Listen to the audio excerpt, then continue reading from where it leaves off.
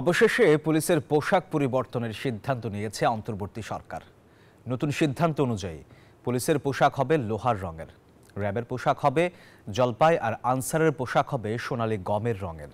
সোমবার সচিবালয়ে আইন শৃঙ্খলা সংক্রান্ত উপদেষ্টা পরিষদ কমিটির সভা শেষে সংবাদ সম্মেলনে এই তথ্য জানান স্বরাষ্ট্র উপদেষ্টা লেফটেন্যান্ট জেনারেল অবসরপ্রাপ্ত মোহাম্মদ জাহাঙ্গীর আলম চৌধুরী।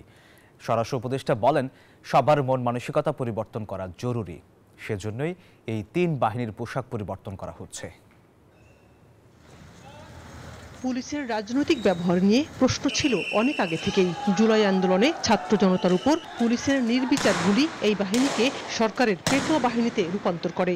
5 আগস্ট হাসিনা সরকারের পতনের পর ক্ষুব্ধ মানুষের হামলার শিকার হয় দেশের বেশিরভাগ থানা। দেখা দেয় চরম আস্থাহীনতা, ভেঙে পড়ে পুলিশের মনোবল।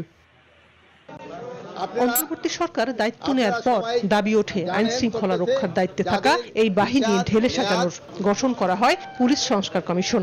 এই কমিশনের প্রতিবেদন জমার পর আইন শৃঙ্খলা সংক্রান্ত উপদেষ্টা পরিষদের প্রথম বৈঠকে সিদ্ধান্ত এলো এই বাহিনীর পোশাকের রং পরিবর্তনের।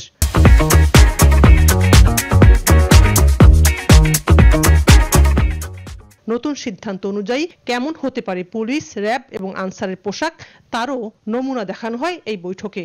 পোশাকের সিদ্ধান্তটা হয়ে গেছে, আমরা পুলিশের জন্য, র্যাবের জন্য এবং আনসারের জন্য 3টা সিলেক্ট করা হয়েছে। কেন পুলিশের পোশাক পরিবর্তনের সিদ্ধান্ত, তারও ব্যাখ্যা দিলেন স্বরাষ্ট্র উপদেষ্টা। সবারই মন মানসিকতা সবকিছু পরিবর্তন হইতে হবে।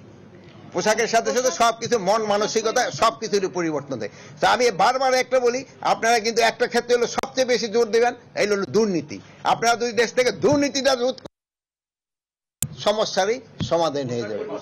অগ্নি নিরাপত্তা বিষয়ে সচেতনতার লক্ষ্যে আইন শৃঙ্খলার বৈঠকের পর ফায়ার ফাইটিং অনুশীলন হয় স্বরাষ্ট্র মন্ত্রণালয়ের সামনে। উপস্থিত ছিলেন স্বরাষ্ট্র উপদেষ্টা সহ সচিব, স্বরাষ্ট্র মন্ত্রণালয়ের বিশেষ সহকারী এবং ফায়ার সার্ভিসের ঊর্ধ্বতন কর্মকর্তারা। শাহনাজ ইয়াসমিন, নিউজ 24, ঢাকা।